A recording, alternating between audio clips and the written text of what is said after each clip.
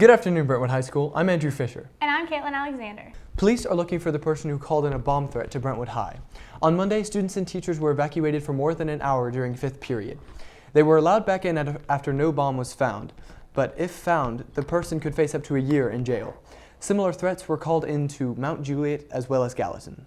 For the fourth consecutive year, Williamson County schools have compiled the highest ACT average scores. Improving from last year's score of a 23.5 to a 23.8, Brentwood High School posted the highest average of any other county schools with the 25.6, but was closely followed by Ravenwood with the 25.3.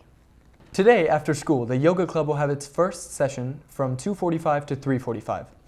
All students and teachers are welcome to come and ease their stress. Mats are provided. Some people can't ever grow out of being a Bruin. Here's Emma Richards with the story. Do you recognize any of these faces? All of these former Brentwood High students have returned to BHS as teachers, educating on a variety of subjects, including English, Spanish, social studies, and choir. I came back to Brentwood because Brentwood will always hold a special place in my heart. I went to Brentwood Middle with the Vikings and all the way through with the Bruins, and I went to college at Belmont University. So I consider myself a Bruin for life because I found my way back to school, and I've loved being working alongside of some of my former teachers. Brentwood High is known for its well-rounded and high-achieving student body, which makes it an attractive location for not only prospective students, but teachers. So it's actually a funny story. My family moved here when I was in middle school, and I very much appreciated the opportunity to take rigorous classes and have a very good education. That was a great opportunity for me to be prepared for college. I actually taught in a neighboring county my first year teaching, and coming back to Brentwood was an opportunity that opened up for me, and it feels like being back home. I really like it.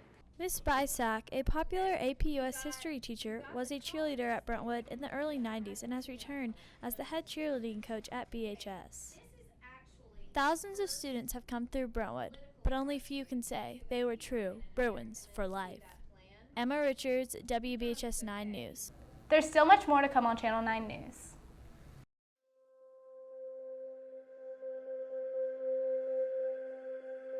Oh my god, I can't believe you wore that out of the house. You're so ugly. You're so fat. When was the last time you looked in the mirror?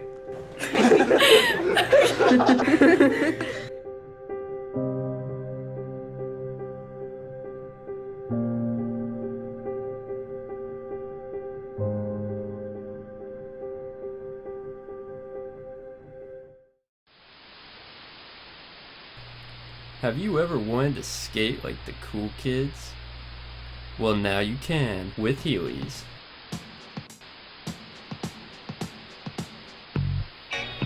Heelys are about exploring your freedom, unleashing the fun, and empowering you to be fearless.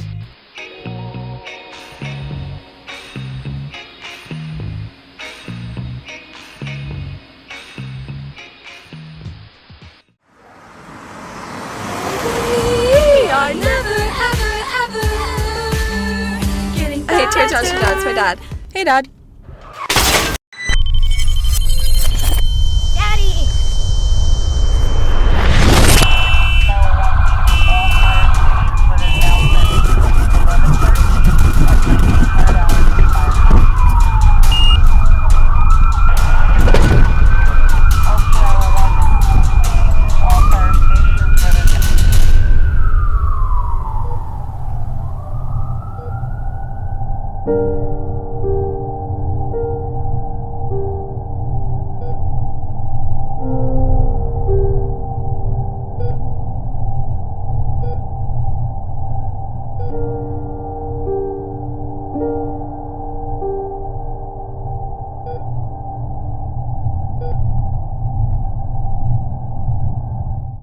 Welcome back to WBHS 9. As our great city of Brentwood grows, a large part of that is developing more land.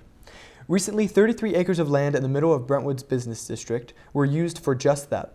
This development is taking place right down the street from our school. City Park is the latest addition of restaurant strip plus office complex. Some of the more popular restaurants are Blaze Pizza, The Comfy Cow, and Nuke's Eatery. Help the PTO raise money for BHS. Brentwood High School is in desperate need of new technology to catch up with the other schools in the district. Ryan Clough and Timmy Derryberry produced a video to help share the word.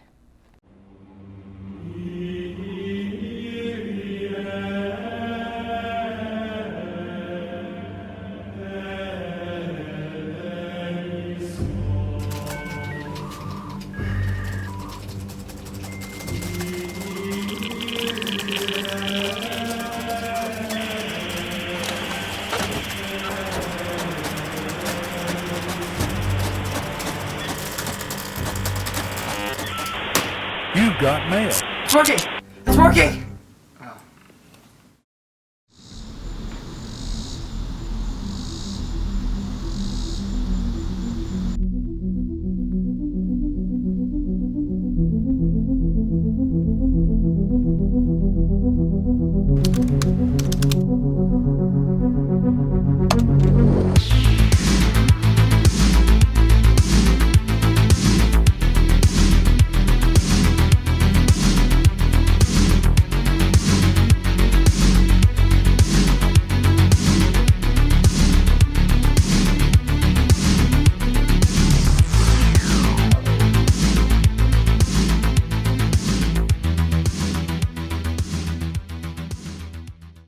Visit the PTO homepage to join and find more information on how to help. The fair was a buzz for Ferris wheels, funnel cakes, and saving the bees.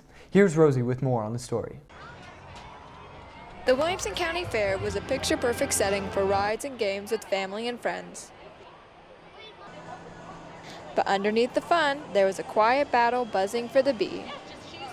I just believe in bees as pollinators. Anita and Brian Hendricks are two fighters for the cause. Their biggest fight is raising awareness. People love honey, but they don't realize what goes on behind the scenes to make that honey. If we didn't have the bees, we would essentially be eating gruel. There's nothing left. Peaches, apples, oranges, all that's gone if we don't have the bees.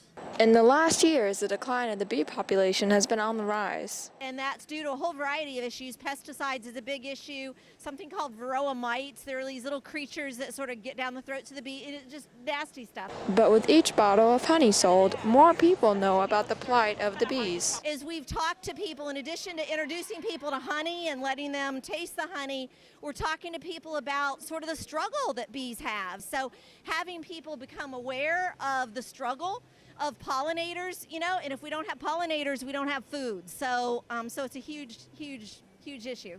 Rosie Gunger, WBHS 9 News. That's all for today. Thanks for joining us. We'll see you next time on WBHS 9 News.